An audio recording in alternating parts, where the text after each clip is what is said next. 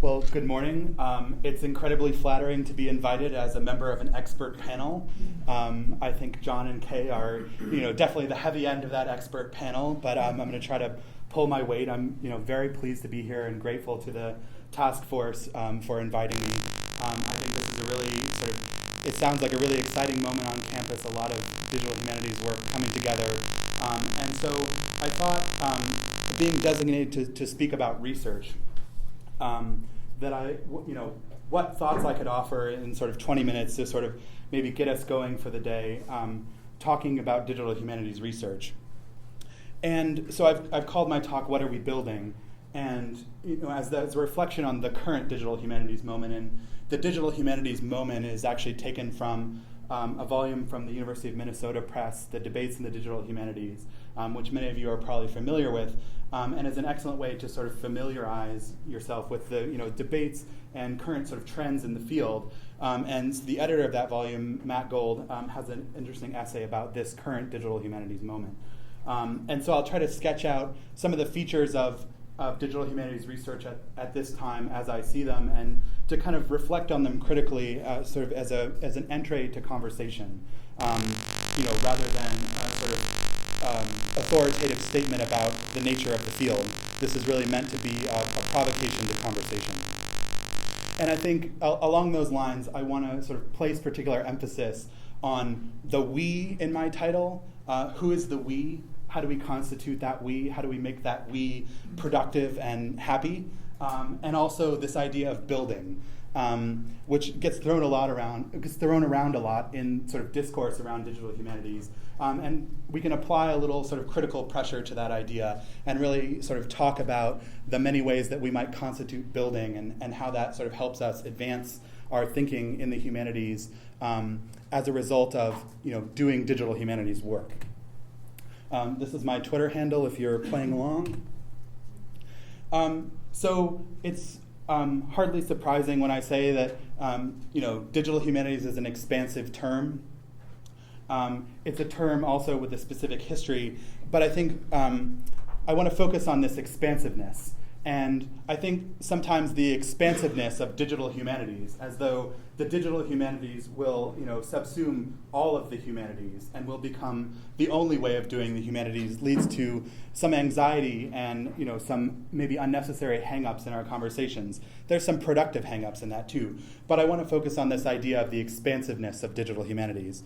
And so one way of doing that is just doing a brief tour of the kinds of things that digital humanists are doing at this current moment. And many of these examples may be familiar to you, some of them may not. There is obviously not an exhaustive catalog. If I've left something out, I'm not trying to say that is not digital humanities, it's just there's only 20 minutes. So one thing that digital humanists do is they make digital editions. So this is an example from King's College London, where they've taken Jane Austen's fiction manuscripts and they've used the text encoding initiative standard XML markup to create digital versions of these texts, and to create a critical edition online that uses the capabilities of the digital medium to allow scholars to study these manuscripts in new ways. And as you can see, obviously one thing that the digital medium buys us is that we no longer have to work with single paper copies of this. We can also work with digital surrogates that allow us to bring other features of text into focus. So far, so familiar. Digital humanists do distant readings. We might be very famous for this. What do you do with 1 million books, was the question that Greg Crane asked, I think over a decade ago. And there are many people still applying a lot of intellectual and critical energy to answering this question in interesting ways. Taking large amounts of cultural material, large bodies of texts, and seeing what the application of computational tools like topic modeling and text mining can do for them. So these are some examples from Ted Underwood, looking at who's a professor at the University of Illinois, looking at the development of literary periods. Matt Jockers, now at the University of Nebraska-Lincoln, has just published a very good book looking at these methods for macroanalysis, how to study a large collection of texts, especially if you're not reading all of them, in the traditional way that we understand reading. So how many of these examples are familiar so far? Just as a sense of, okay. So nothing terribly surprising. Digital humanists build online collections and exhibitions. So here's another good example. Kay is not actually paying me to do this, but excellent work coming out of Nebraska. So the Civil War Washington Project, is collecting a lot of different types of material and building a collection online that brings these sources sort of into conversation with each other and allows users of the collection to, follow the creation of new knowledge that we get out of collection building. So things like the Omeka platform is a very popular tool for doing this kind of digital humanities work. Digital humanists love to do mapping. This is a fascinating project from Stanford, right, where they're using GIS analysis to do an examination of, what the geospatial world of the Roman Empire actually looked like.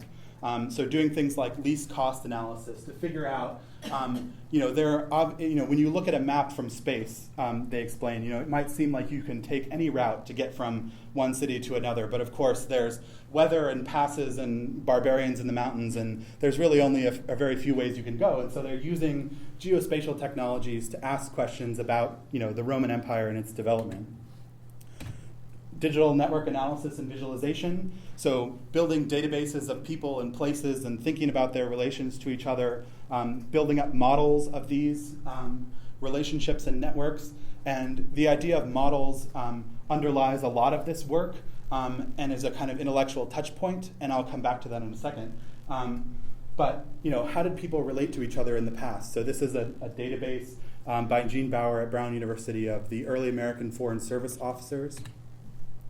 This is a famous project, again, from Stanford, mapping the Republic of Letters. I believe this is Voltaire's correspondence. So who did he write to over the course of his correspondence, over the course of his career?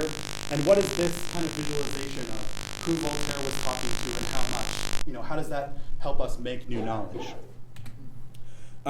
Digital humanists make new forms of scholarly communication. Right, I've shown off several examples of them, online collections and digital texts and so forth. But the attention to the ways in which scholars do their work is an important part of digital humanities. So building things like the Journal of Digital Humanities, which is actually a form of post-publication review, right? Going and looking at all the interesting things being written about the digital humanities on the web and sort of curating them into a journal after publication rather than before. Things like the MLA Commons, right? Figuring out ways to build new online communities between different kinds of humanities scholars. So we can think of this as sort of like hacking the academy. There's a good collection by that name. As was mentioned already, digital humanists build tools. And I think this is the form of building that is perhaps most identified with the digital humanities, building tools to do new kinds of humanities work. Some of them have already been mentioned. Omeka, Zotero. This is a very recent example. An institute funded by the National Endowment for Humanities that took place at George Mason University brought a group of digital humanists together to build a tool in a week. And they built the Serendip-O-Matic, which is a way of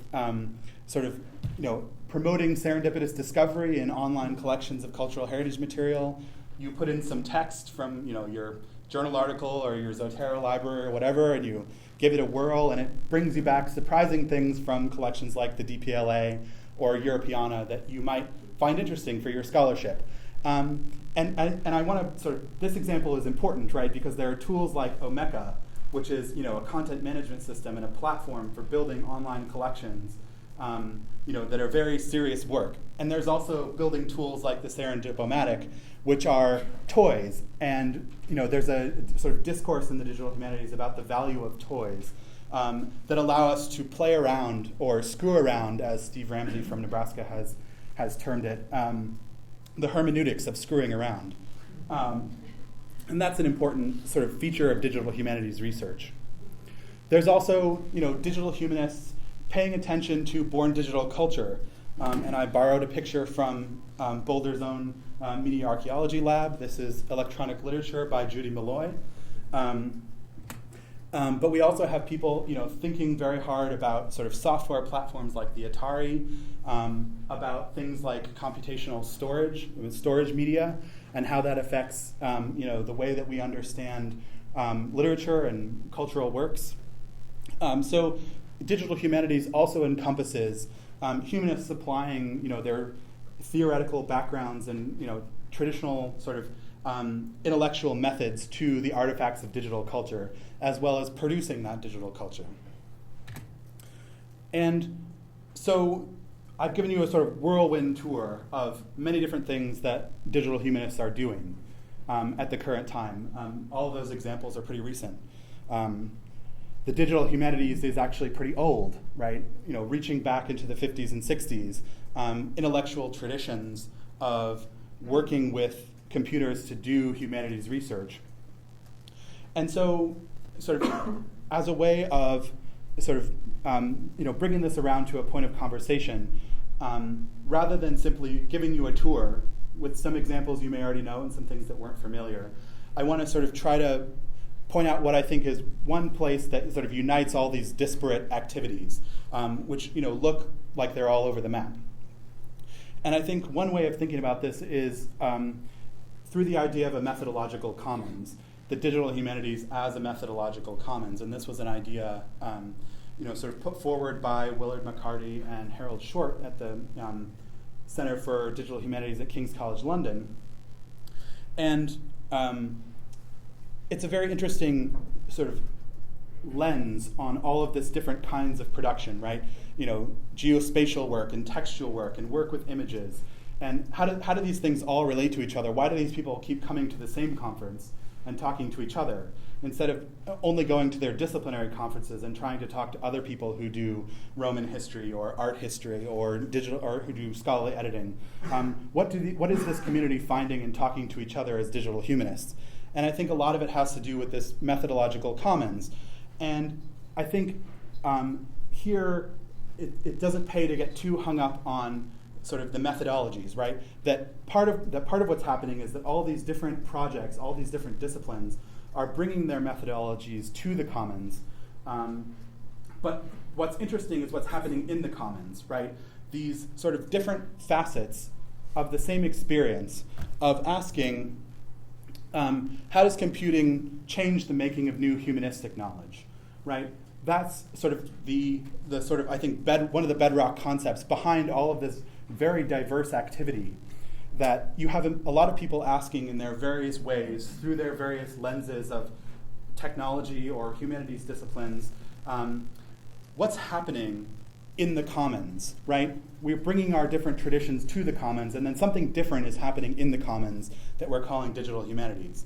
And it has to do with the sort of encounter between computing and the humanities, right? So in the tradition of the digital humanities, part of what's been very important is sort of paying attention to this sort of moment of collision, trying to figure out how to get from our visualizations or our word counts or our XML markup and to connect that to our sort of frameworks of humanistic meaning, right? How does that help us ask and answer new questions? And that's actually not a straightforward journey, right? That there's something transformative that happens there. When you're doing XML markup, you're forced to think about what is a text so that you can apply the correct tags, right? It's not a mechanistic exercise of simply producing machine-readable text. It's a modeling exercise of figuring out what a digital text might be and could be, and what does that tell us about our understanding of things like literature? How does that change it? And just with the last few minutes or so, I want to just point out that this conversation about research it's also important to go beyond the artifacts of the digital humanities and to talk about the ways in which we make this work.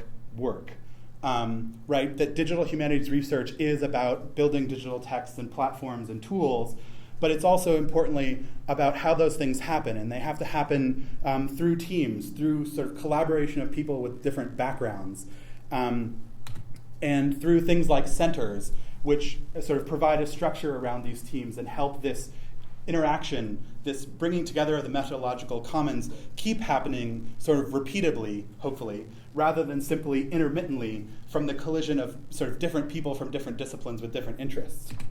And also the broader affiliations that go beyond centers, right? It isn't necessary to have a center to make those sort of collisions and transformations happen, but the sort of ability to use the sort of computing networks to talk to people at other institutions, the digital humanities Twitterverse as a kind of center. We can talk more about that idea later. But also things like the fact that there's a special office in the National Endowment for the Humanities that funds this kind of work. Figuring out ways to support the different way of doing research that the digital humanities demands in order to bring about those sort of fortuitous collisions between technology and humanistic ideas, theories, and methods. And so that's kind of, I think, the background to the breadth and variety of research that's happening in the digital humanities right now. But there are other aspects besides research, like teaching and promotion and tenure, and I'm going to turn it over to the rest of the expert panel to cover those topics. So thank you very much.